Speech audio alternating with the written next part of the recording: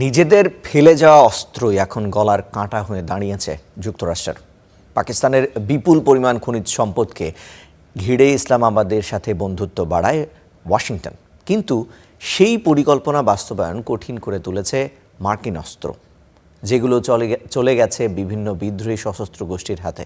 ফলে আফগানিস্তান সীমান্তবর্তী এলাকাগুলোর খনি থেকে সেই সম্পদ উত্তোলনের পরিকল্পনা ফিকে হচ্ছে যুক্তরাষ্ট্র এবং পাকিস্তানের জন্য। মার্কিন প্রেসিডেন্ট ডোনাল্ড ট্রাম্পের পররাষ্ট্রনীতির কেন্দ্রবিন্দুতে রয়েছে খনিজ সম্পদ অর্জন। পাকিস্তানের সাথে যুক্তরাষ্ট্রের সাম্প্রতিক দহরম মহরম সম্পর্কের পেছনেও এই একই কারণ। ফলে অনেকটা অপ্রত্যাশিতভাবেই দুই দেশের বন্ধুত্ব দেখছে বিশ্ব।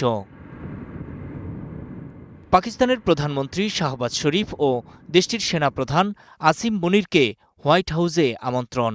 এই সম্পর্কের বিপরীতে যুক্তরাষ্ট্র যা ঘরে তুলতে চাইছে সেই পথে কাঁটা হয়ে দাঁড়িয়ে আছে সশস্ত্র গোষ্ঠী।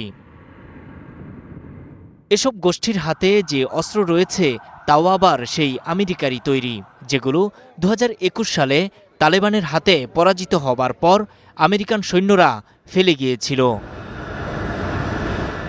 মার্কিন গণমাধ্যম সিএনএনের এক প্রতিবেদনে উঠে এসেছে এমনই তথ্য। গণমাধ্যমটি বলছে, আফগানিস্তান সীমান্তবর্তী পাকিস্তানের হিন্দুকুশ পর্বতমালার আশপাশ ঘিরে বেশ কিছু তামার খনি রয়েছে, যেগুলো থেকে ওই খনিজ সম্পদ উত্তোলন করতে পারছে না পাকিস্তান। আগ্রহ থাকলেও যুক্তরাষ্ট্রের জন্যও তা কঠিন করে তুলেছে নিজেদের তৈরি ওই অস্ত্রই।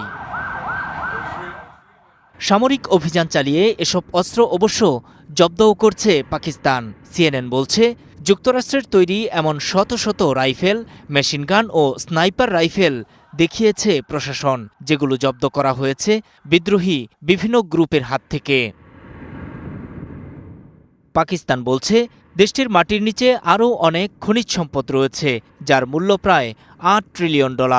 এসব খনিজ সম্পদের মধ্যে রয়েছে তামা, লিথিয়াম, কোবাল্ট, স্বর্ণ, এন্টিমনি ও অন্যান্য গুরুত্বপূর্ণ পদার্থ। আর এসব দাবি ট্রাম্পকে আরও আগ্রহী করে তুলেছে পাকিস্তানের দিকে। গভীর হয়েছে অপ্রত্যাশিত সম্পর্ক। নূর মোহাম্মদ, স্টার নিউজ।